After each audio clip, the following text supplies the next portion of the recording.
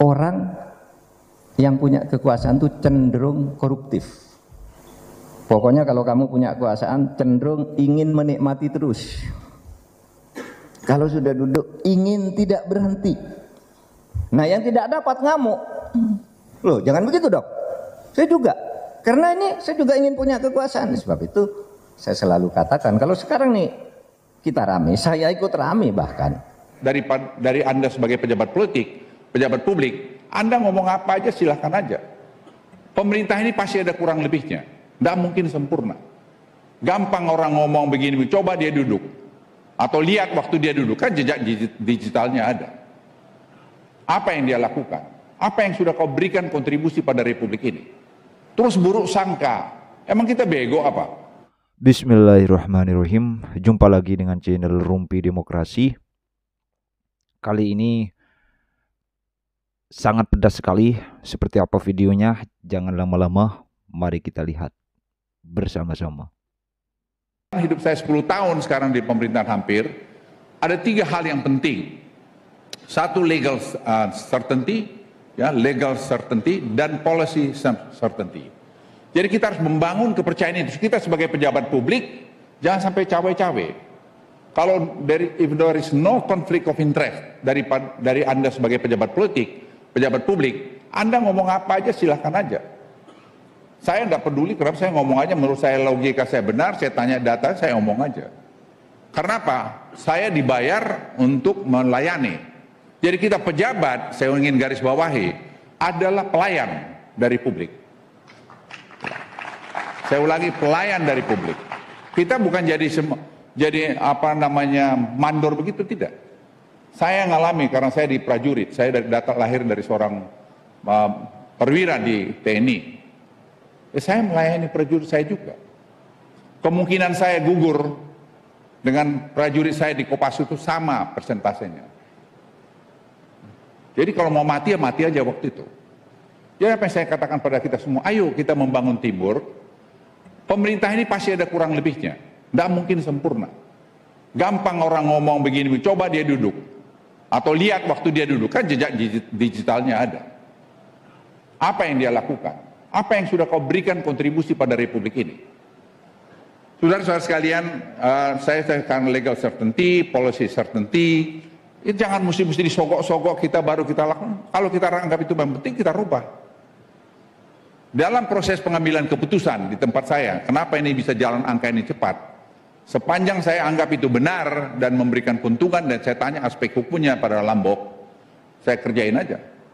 Orang mau ngomong apa saya nggak peduli, saya gas saja. Yang penting I don't have any conflict of interest. And I told my people, I said to, Dok, ada nggak di masalah? Nggak ada Pak. Jadi gimana? Jalan gas.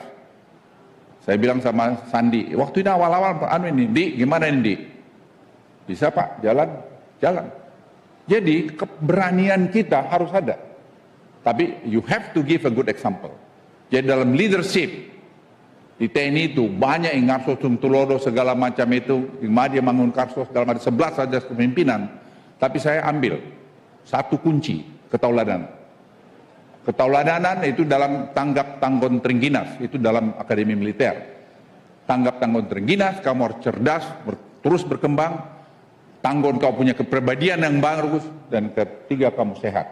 Ya, kalau kau udah batu-batu aja jadi pemimpin, siapa yang berrespek sama kamu? Ya. Jadi saudara-saudara sekalian, ini penting Anda cermat. Saya umur 77 tahun, jadi saya boleh langgurin kalian sedikit-sedikit. Teman-teman sekalian, ini sekarang lagi keliaran. Tadi saya baru bicara sama Pak Sandi. Di, lu ingat kan nomornya berapa? Yang sekarang orang-orang kaya dunia yang sedang cari naruh duitnya. 28.000 sekian. Golden opportunity. Udah hanging around dia sekarang. Kita tinggal nyiapin tempat family office. Ini sama dengan e-katalog ini, sama dengan belanja dalam negeri ini. Sekarang kita nyiapin. Ada orang bilang, loh kalau kita tidak pajakin, kita dapat apa? Ya, tapi kalau bilang kita kepajakin, dia nggak masuk di kita. Dia lari ke tempat lain yang memberikan insentif yang bagus. Jadi negara ini harus juga bersikap kompetitif. Kalau kita bisa kompetitif dengan Singapura, dengan Hong Kong, dengan Abu Dhabi, dengan Dubai, orang datang kemari. Saya ketemu 2 keluarga kaya, saya makan malam sama mereka. Porsche Family dan juga Ridalio. Saya makan sama Ridalio, saya spend 3 hari di Bali. Dia bilang, Minister, kalau Anda bikin tadi kriteria untuk family office seperti gini, saya taruh duitnya di Indonesia. I love very much Bali. Sama juga Porsche Family. Jadi kita jangan terus menghitung apa yang pemerintah dapat. Tanya juga dia apa dapat dia. Jadi kita give and take. Ya kalau dia sudah taruh duitnya, dia harus investasi. Dia waktu investasi kita pajain. Nah duitnya yang dalam billion of dollars ini, itu memperkuat rupiah kita. Memperkuat jumlah cadangan devisa kita. Jadi kita harus berpikir holistik untuk menyelesaikan banyak masalah. Jangan untung seketika yang banyak kadang-kadang kita lakukan. Kalau kita lihat Singapura itu negara sekecil itu, dia punya dari hanya family office ada 1.600 orang kaya masuk di sana. Itu dia dapat 1.6 triliun US dollars, lebih besar dari GDP kita. Kok dia bisa? Emang Singapura kenapa? Kok kita nggak bisa? Kita langsung di luar bilang, wah kita nanti ada duit drugs, money, ada money laundering. Terus buruk sangka, emang kita bego apa? Kita sudah tahu kok. Kita parameternya kita lihat. Kita nggak mau juga bahwa kita jadi bermasalah, tapi kita harus bisa bernavigasi di keadaan seperti ini. Dan itu saya pikir untuk negara ini bisa tumbuh 7-8%, karena kita harus tumbuh 6,5-7% selama 5-10 tahun untuk kita bisa menjadi high income country. Jadi spirit ini harus kita lakukan. Tadi ini kita belanja sebenarnya dari kantong kiri ke kantong kanan. Anda bisa kebayangkan government procurement itu 3.600 triliun. Itu kan investasi tiap tahun. Kita nyari-nyari yang di $1 billion, 500 juta dolar setengah mati. Padahal dari APBN kita, dari belanja kita bisa investasikan kembali dalam negeri. Saya menyampaikan ini agak panjang lebar pada saudara sekalian, karena menurut saya ini adalah akhir pemerintahan dan saya ingin evaluasi apa yang Anda buat semua teman-teman sekalian, baik di pusat maupun di daerah, sangat membanggakan dan saya pikir itu akan menjadi satu legacy dari pemerintah ini yang nanti terus akan diteruskan oleh pemerintah yang akan datang, dan saya kira take off-nya pemerintahan yang akan datang akan jauh lebih tajam karena apa? Persiapannya sudah jauh lebih bagus. Dan yang saya suka, presiden terpilih mau dengar. Karena kunci itu mau dengar. Kita jangan tidak mau dengar, kita tahu semua itu tidak ada gunanya. Dan saya melihat ini kalau dilanjutkan terus, dan saya yakin Pak Presiden terpilih akan melanjutkan ini akan satu pencapaian yang besar ke masa-masa yang akan datang. Bapak Ibu sekalian, mengakhiri sambutan saya dari hati, lubuk hati yang paling dalam, saya ingin mengucapkan terima kasih pada semua teman-teman yang sudah terlibat di dalam penyusunan ini semua, membuat ini sampai 9,4 juta lebih item di e-katalog, dan sekarang Simbara untuk batu bara, Simbara untuk nikel, Simbara juga untuk tadi tin, dan sekarang kita masuk kepada kelapa sawit, dan tadi saya dilapori juga jumlah kelapa sawit ternyata jauh lebih besar dari actual size yang kita terima. Alhamdulillahirabbil alamin. Tetap menghitung berakhirnya masa jabatan Presiden Joko Widodo, genap 1 bulan ya, kurang lebih Jokowi akan segera lengser dan tidak akan menjabat lagi sebagai Presiden Republik Indonesia. Dan di beberapa pertemuan seringkali kita sudah bisa move on kepada pemerintahan Prabowo Subianto dan Mas Gibran Rakebuming Raka. Sehingga apa yang menjadi cita-cita bangsa ini bisa berjalan dengan efektif, dan pelantikan Pak Prabowo dan Mas Gibran bisa berjalan dengan sesuai harapan dan sukses. Tidak ada yang bisa menghalangi maksudnya. Nah, mengingat dari bagaimana perjalanan Presiden Joko Widodo 10 tahun ini, kita semua sangat menikmati program-program Presiden Joko Widodo baik dari kota ataupun desa.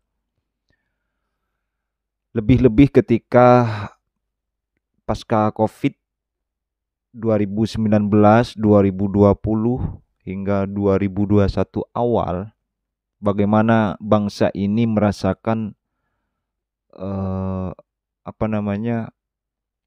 wabah penyakit COVID ini.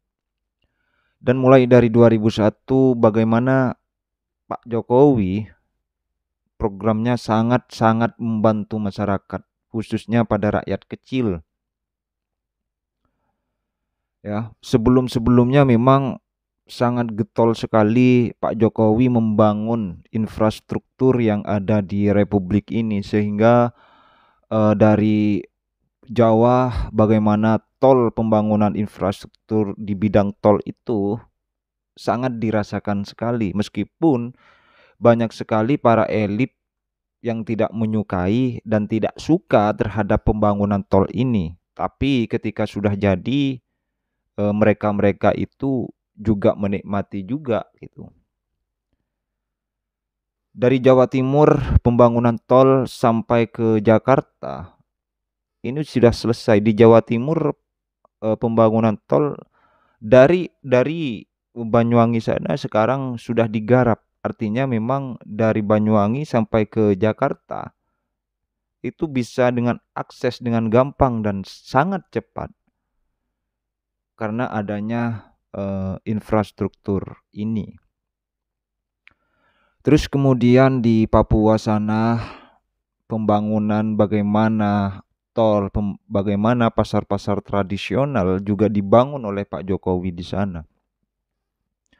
Sehingga ada Trans Papua, terus di Jawa ada Trans Jawa, yang dimana harga Presiden Jokowi pernah menyinggung persoalan harga yang katanya antara harga di Jawa dengan harga yang di Papua itu tidak sama. Yang menjadi faktor di sana adalah akses menuju ke pedesaan, akses menuju ke Papua tersebut sangat sulit dan sangat susah untuk dibuat jalan umum.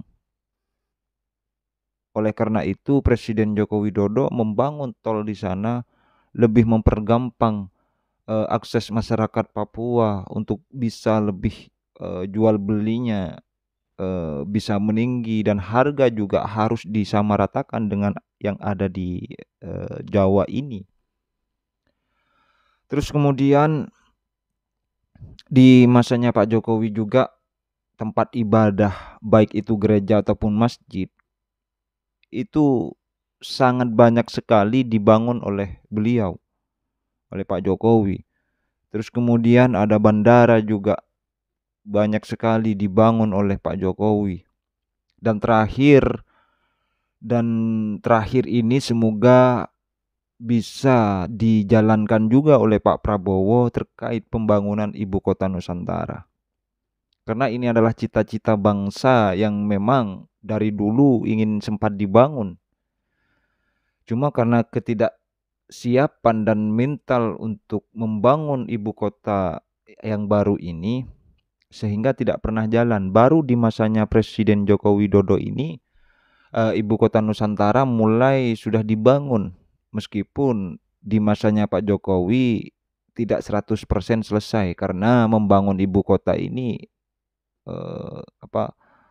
bukan mudah dan membutuhkan waktu yang sangat lama.